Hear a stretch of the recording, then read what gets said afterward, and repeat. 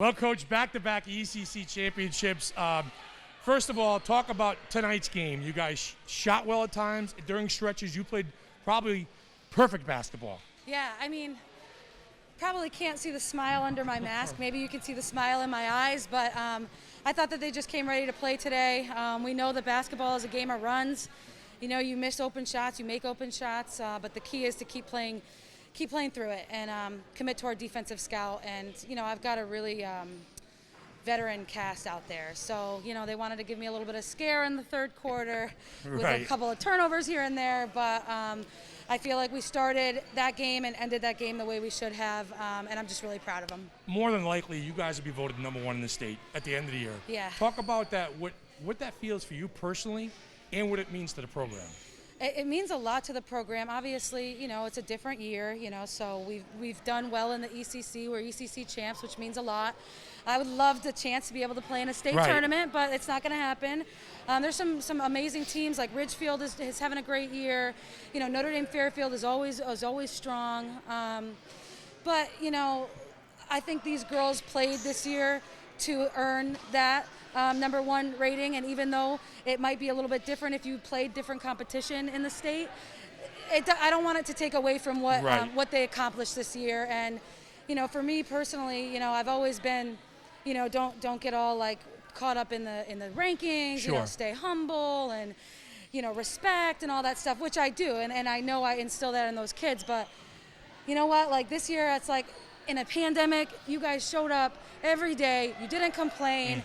You know, you went 13-0, and you won an ECC championship. You know what? You wear that #1 ranking, and you wear it proud. We were talking about the lore of NFA basketball and so many great players, and under Coach Scarlatta, and you know, yourself, and now you've got the reins here. How do you feel your guards would have fared in the state tournament and put a stamp on their own little lore if they had the chance? Yeah, I mean, honestly, you watch Sarah and Janissa play this year. They're, in my opinion, 2 of the best guards in the state, and they're all state caliber guards. So honestly, if we have those 2 and Anasia playing the way that she played this year, I would be at least I would go into every game knowing that we would be competitive and we would have a chance. So I'd love to see it, but you know, I was telling somebody the other day, you know, there's been a lot of great point guards at NFA. Right. There has been, you know, Sayona Chapman and Stephanie Long and, you know, all the, you know, Krista Rappahan, who wasn't a point guard, but she was a great shooting guard. If Janissa Varela isn't mentioned in the great point guards, like there's something wrong. Like she's one of the best skilled ball handlers, sees the floor, so she's one of the best point guards, I believe, in NFA history. And we don't have the year we have without her either. Right. Lastly, for me, pandemic, COVID. Did you get everything you possibly could out of this team this year? I think so. I do. And I think that more than that, like, I gained so much from them this year than they could have ever gained from me. I mean, I learned so much about their resiliency and to just trust in these kids' mindset and their positive energy. And they're just the 4 seniors that are leaving.